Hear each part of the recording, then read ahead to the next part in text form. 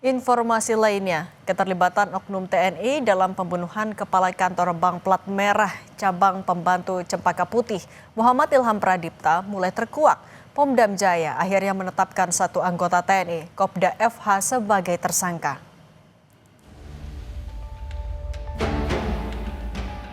Seorang anggota yang dinilai sangat-sangat krusial dan sangat membahayakan. Pomdam Jaya akhirnya menetapkan satu anggota TNI, yaitu Kopda FH sebagai tersangka kasus penculikan berujung pembunuhan Kepala Cabang Bank BUMN Ilham Pradipta. Tersangka FH langsung ditahan untuk menjalani pemeriksaan.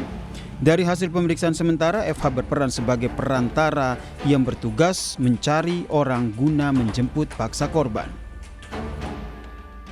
Komandan Polisi Militer Kodam Jaya Kolonel CPM Doni Agus Priyanto menyampaikan, oknum yang terlibat adalah Kopral 2 FH. Dari hasil pemeriksaan sementara, FH berperan sebagai perantara yang bertugas mencari orang guna menjemput paksa korban. Saat ini pemeriksaan berlangsung untuk mendalami peran Kopda FH.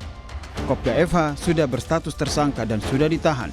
Mengenai kemungkinan anggota TNI lain yang terlibat, masih didalami. Kriminolog Universitas Indonesia Hanifah Hasna menilai tidak hanya sebagai perantara, namun oknum TNI yang terlibat memiliki peran krusial dalam kasus pembunuhan ini.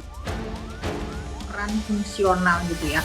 Peran fungsional itu karena kita yang sama-sama tahu yang sudah diberitakan bahwa oknum ini sebagai perantara di antara otak dan eksekutor.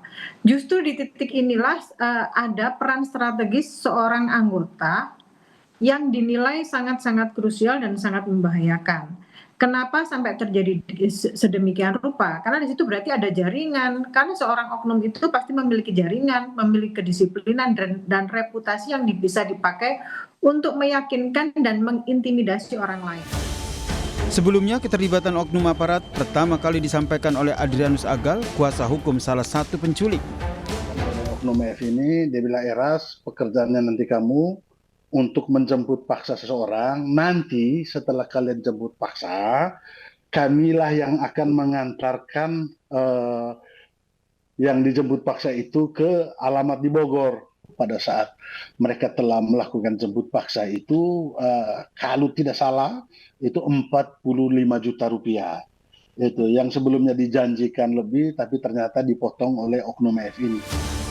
Kopda FH yang berstatus tersangka sudah ditahan dan telah menjalani pemeriksaan. Sementara itu, polisi juga sudah menetapkan